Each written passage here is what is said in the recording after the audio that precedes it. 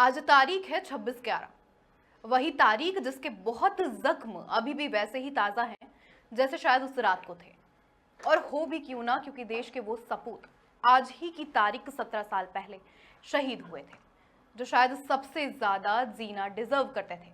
आज पूरा भारत 26/11 की उस काली रात को याद कर रहा है जब वो पाकिस्तान से आए 10 आतंकियों ने मुंबई पर हमला किया था। 166 निर्दोष लोगों को मार डाला गया था और हमारे बहादुर जवानों ने देश की रक्षा करते हुए अपने प्राण न्यौछावर कर दिए थे। आज इस हमले की 17वीं बरसी पर देश एक बार फिर आतंकवाद के खिलाफ अपने संकल्प को दोहरा रहा है। मुंबई में गेटवे ऑफ इंडिया पर श्रद्धांजलि कार्यक्रम हुआ। वहीं राष्ट्रपति द्रौपदी मुर्मू ने भी देशवासियों से आतंकवाद के खिलाफ एकजुट रहने की अपील की है।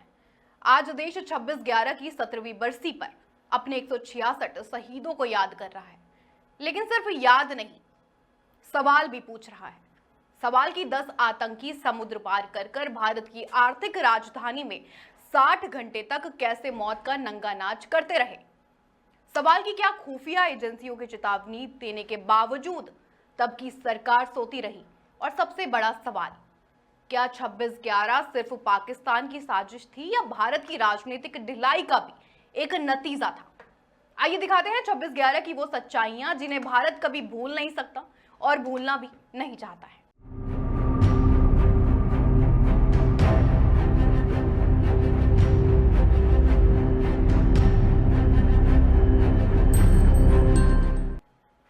नवंबर 2008 पाकिस्तान के कराची तट से 10 आतंकियों को दो की टीमों में समंदर के रास्ते भारत भेजा गया।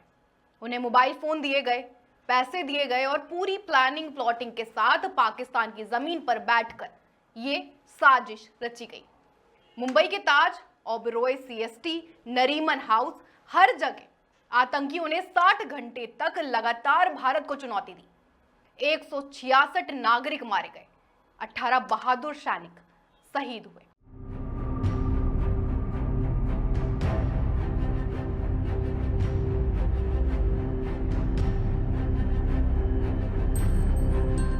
देश नम आंखों से याद कर रहा है हेमंत करकरे, अशोक कामते, विजय सालस्कर, मेजर संदीप उन्नीकृष्णन, तुकाराम ओम्बले, जिन्होंने बिना आधुनिक हथियारों के आतंकियों से मुकाबला किया था।